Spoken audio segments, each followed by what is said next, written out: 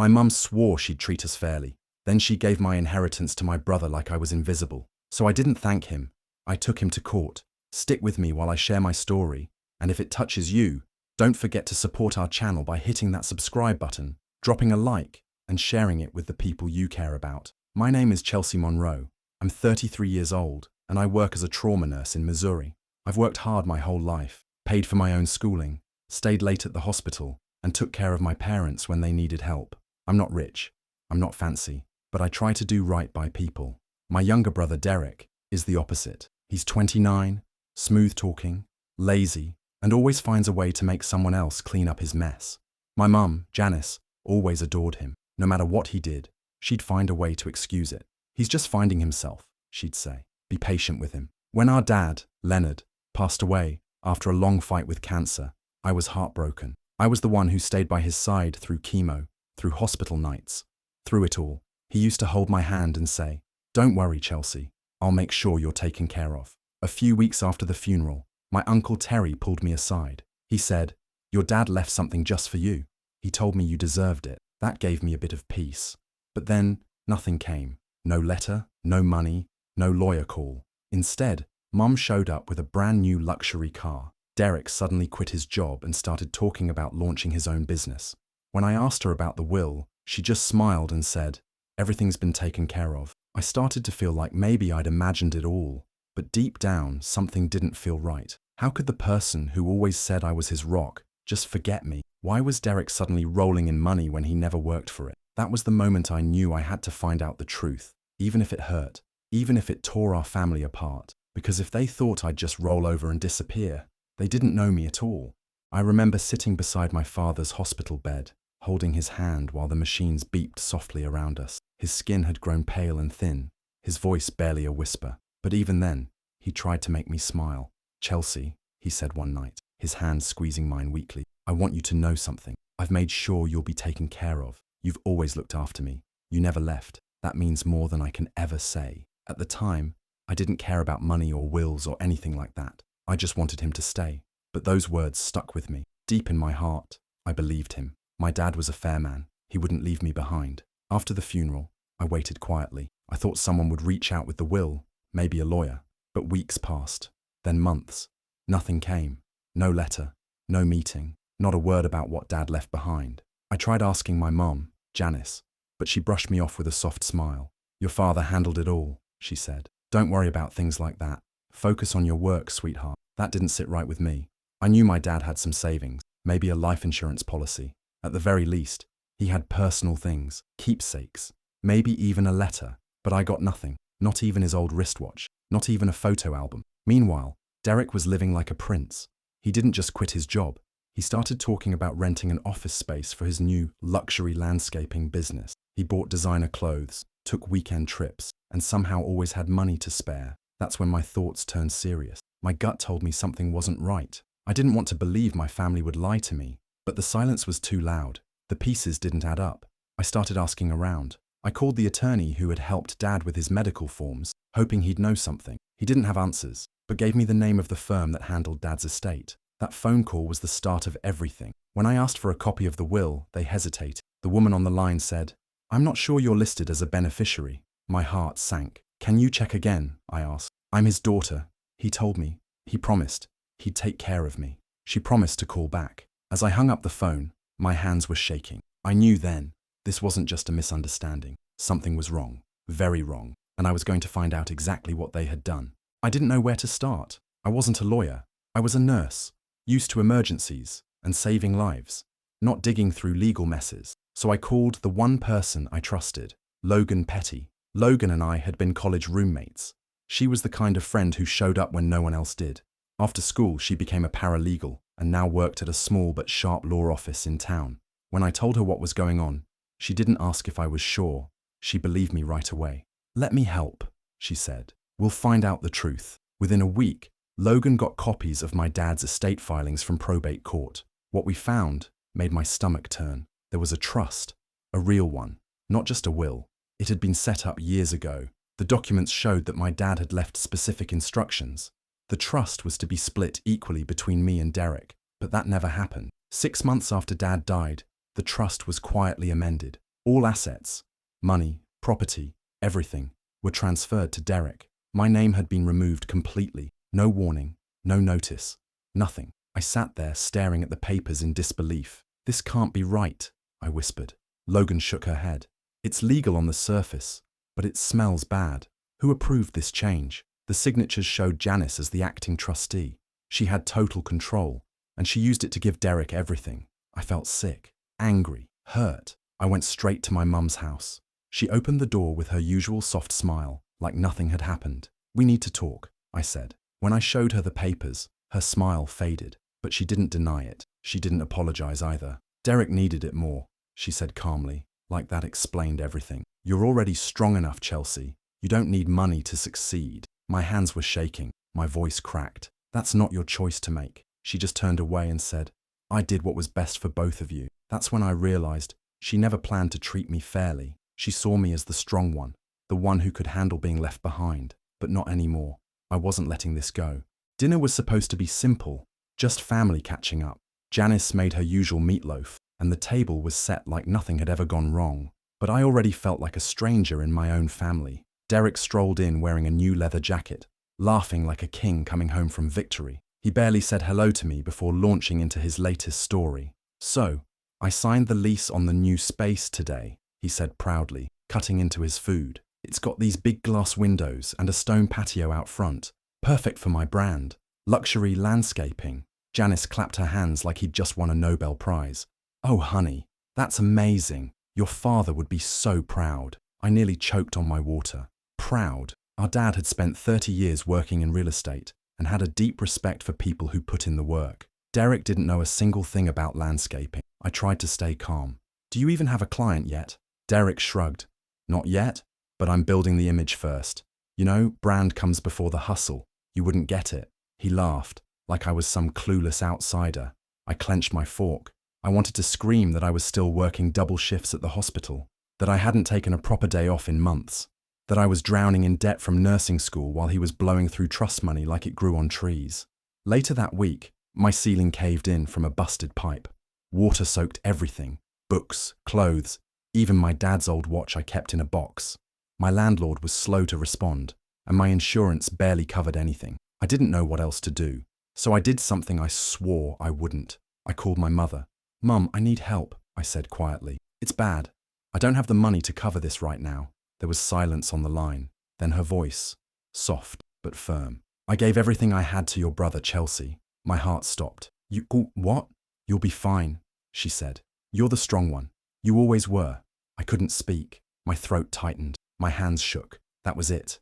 The moment everything inside me snapped. I wasn't the strong one.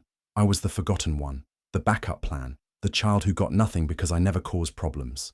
But now I was the problem, and I was done being quiet. Logan and I sat at her kitchen table, stacks of paperwork spread between us.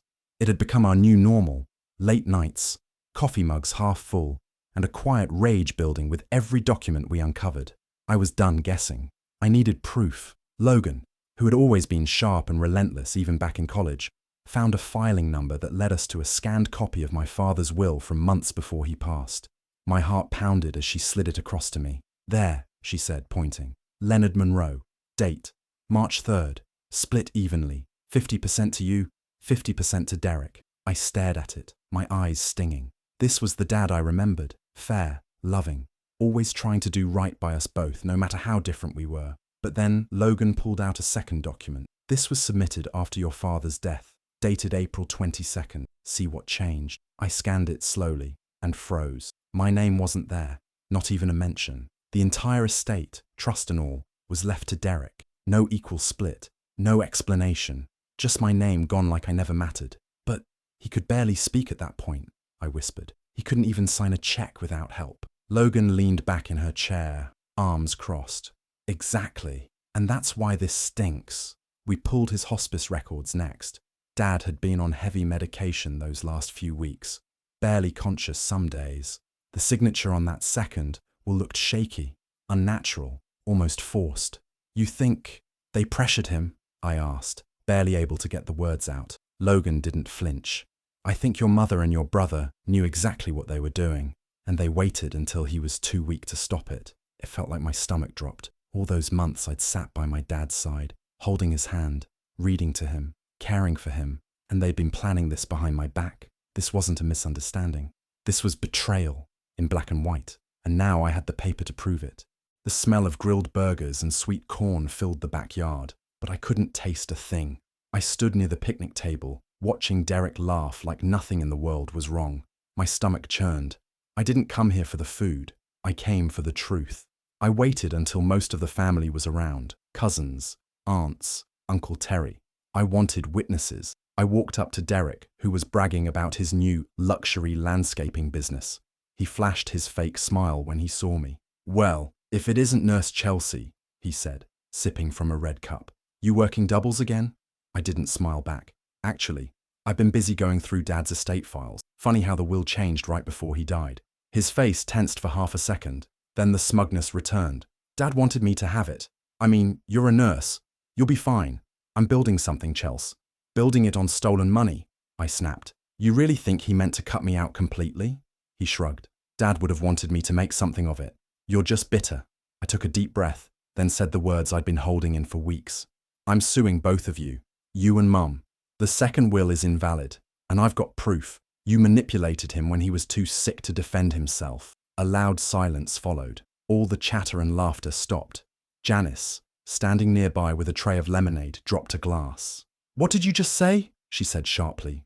"I said I'm suing," I repeated, louder. "You lied to me. You took what wasn't yours." Janice's voice rose quickly. "You ungrateful girl. After everything I've done, you'd take your own mother to court." I turned to her, heart pounding. "No, you destroyed this family when you lied to me. Don't blame me for standing up for myself." Janice's face turned red. "You're tearing us apart." I didn't blink. "Number, you did that the moment you decided Derek deserved more than I did. Just because he's your favorite." Nobody said a word. Derek looked stunned. Janice was trembling. Uncle Terry gave me a quiet nod from across the yard. I didn't cry. I didn't yell. I just walked out of that backyard knowing exactly what had to happen next. Blood may be thicker than water, but justice runs deeper, and I was done pretending I didn't deserve it. The day I filed the lawsuit, I felt both terrified and free. I wasn't just standing up for money. I was standing up for myself. My attorney, Ms. Ramirez, explained every step clearly. We were suing Janice and Derek for undue influence and fraud. It was a civil case, but it felt deeply personal. When word got out, my phone lit up with messages from relatives. Some begged me to just let it go. Others accused me of tearing the family apart. Janice called me ungrateful in a long voicemail I never finished listening to. Derek, of course, didn't say a word. He let his lawyer do the talking. When we got to court, Derek's legal team tried to twist the story. They said I was emotional, bitter, and money-hungry. His attorney even said, "She's a nurse with a good job. Why is she so desperate for money?" I sat there in my pressed black suit, hands folded tightly, and stared straight ahead. I wouldn't let them shake me. Our team pushed back hard. Ms. Ramirez showed how the trust had been moved behind closed doors, 6 months after Dad passed, without my knowledge. She brought forward the timeline, pointing out how Leonard was heavily medicated and barely able to sign his name when the second will was dated. The hospice nurse's records confirmed he'd been slipping in and out of lucidity. We argued that I'd been deliberately cut out, despite being the one who cared for my father during his illness, that I'd been misled and ignored, treated like I didn't matter, while Derek reaped the rewards and played victim. The court days were long and heavy. Sitting just feet away from the woman who raised me and the brother who stole from me was like standing in fire. Janice wouldn't even look at me. Derek, on the other hand, smirked like it was a game, but I didn't back down. Not even when an old family friend walked past me in the hallway and whispered, "You should be ashamed." I held my head high. They could call me names, they could cut me off, but they couldn't silence the truth, not anymore. The breakthrough came when Logan showed up at my apartment with a dusty box. "I went through your dad's things in storage," he said, placing the box on my kitchen table. Inside were old papers, cards, and a few electronics, mostly junk. But then we found it, my dad's old flip phone. It was scratched and dead, but Logan thought it was worth charging. Hours later, the screen lit up. We scrolled through a few contacts and messages. Nothing seemed important, until we got to the voicemail folder. There was one saved message, dated just days before Dad passed. I pressed play. "Chelsea, sweetheart, I don't know if I'll get another chance to say this. Everything I've saved, Every penny was meant for you. You've stood by me through everything. Don't let your brother twist it. Don't let them change it. I froze. Tears filled my eyes. That voicemail hit deeper than anything else. It was Dad, in his voice, clearly thinking of me. He knew something was wrong. He felt it. Logan immediately made a backup copy and sent it to our legal team. And that wasn't all. As part of discovery, our lawyer subpoenaed medical records and staff notes from the hospice where Dad spent his final weeks. Among them was a signed letter from his attending nurse, dated around the time the trust was changed. It clearly stated, "Patient is not of sound mind. Communication is inconsistent, unable to make informed decisions." It was the smoking gun. My father hadn't just been confused. He had been mentally incapable of approving a will change. And yet, somehow, that change had gone through. Our team added it to the pile of evidence, building a case that screamed of manipulation and deceit. When we submitted the voicemail and nurse's statement to the court, Derek's smirk finally started to crack. He looked pale the next time we were in the courtroom, like maybe, just maybe, he realized we had him cornered. Janice didn't flinch. She sat stiffly next to Derek, staring at me like I was a stranger.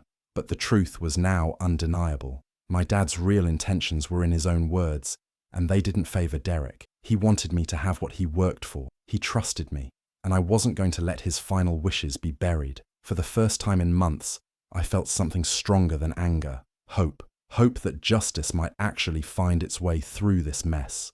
The courtroom was silent when the judge returned with the verdict. I sat there, my hands clenched in my lap, trying to stay calm.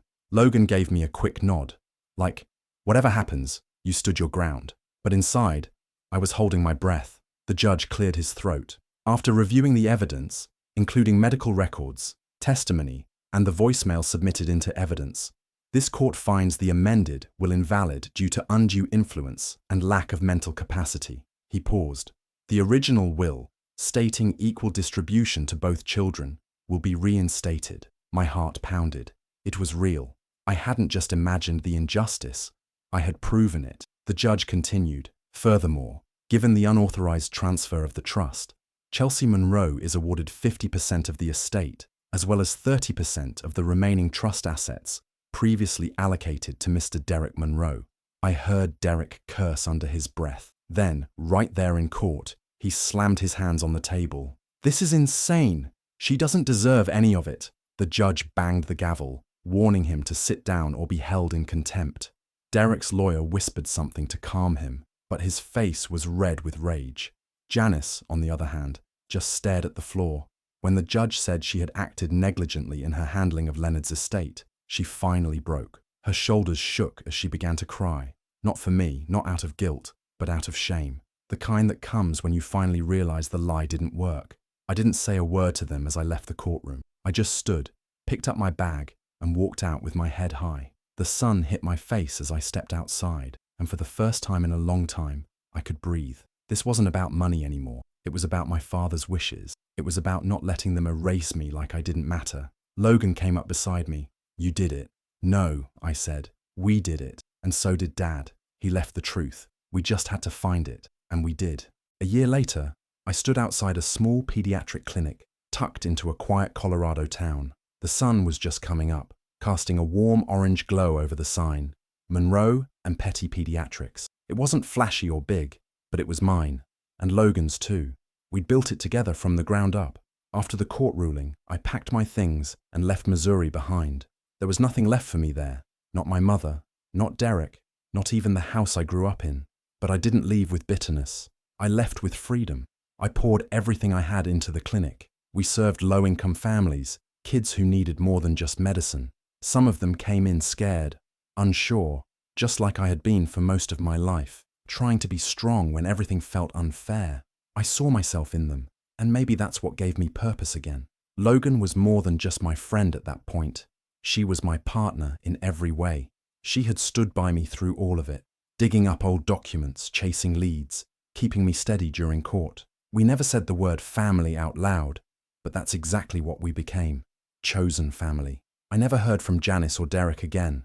Not a text, not an apology, but I didn't need one. I had my father's voice in that old voicemail. I had the court ruling. I had the truth, and I had the peace that comes from finally being seen for who I was and what I survived. One morning, I drove up to the cemetery just outside town. I carried a small bouquet of wildflowers, the kind Dad used to pick when we went on hikes together. His grave was simple: Leonard Monroe, beloved father, 1958 to 2022.